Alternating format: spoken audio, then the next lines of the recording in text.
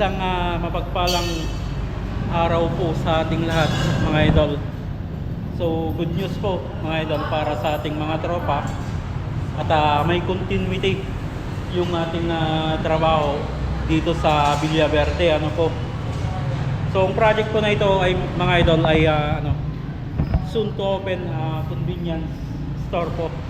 So sa mga subscriber natin around Villaverde, abangan nyo po yung opening po nito.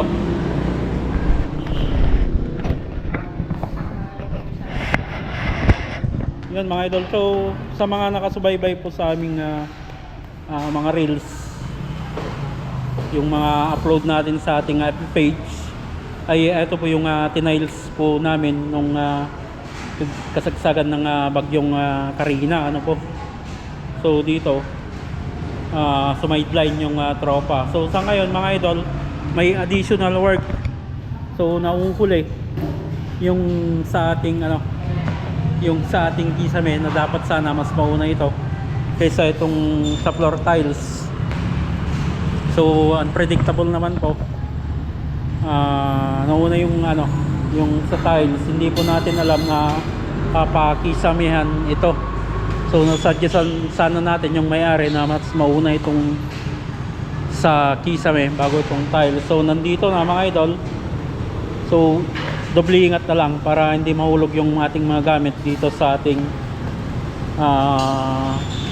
naka-tiles ng flooring, ano po. So first day po ngayon mga idol, mataas po itong kung hindi po ako nagkakamali, site po nito ay nasa 380 po hanggang doon, floor to ceiling, halos 4 meters. Then sa framing namin mga idol ay ito, usual framing po ito na 16 inches yung sa pagitan.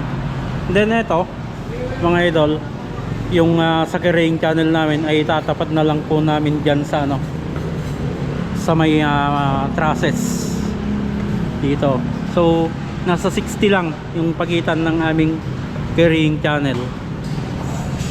Yan. Then hindi na namin tutukod mga idol, hindi na aabot yung hanger namin doon sa zipper lens sa taas. Yan. So maraming retaso na ganito mga idol, zipper lens na binaklas doon sa likod. So yun yung gagamitin naming pang namin dito, yung sasabitan ng aming mga hanger. So welding na lang po namin lahat po iyan bukas. Yan o. So mataas ito mga idol, hindi naman po tayo makakagawa ng mas mabilis pa sapagkat mataas yung mga tuntungan natin. And then nagdodobli ingat pa kasi naka-tiles na itong sa floor. Ayan o.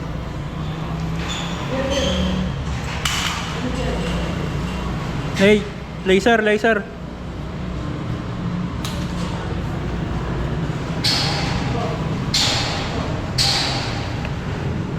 Yan mga idol, so at least halos nangalahati itong na-frame namin. Tapos na lang po ito, yung sa hanger na lang po para bukas. So yung haba nito mga idol ay halos 10 meters po, ganyan.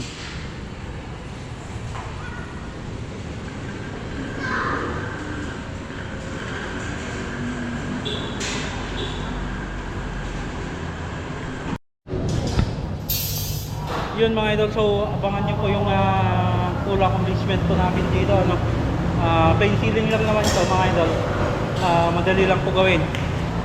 So tingnan natin mga idol kung mga ilang araw nating tatapusin po ito, So hanggang dyan mga idol, lagi po tayong mag-ingat at God bless po sa ating lahat.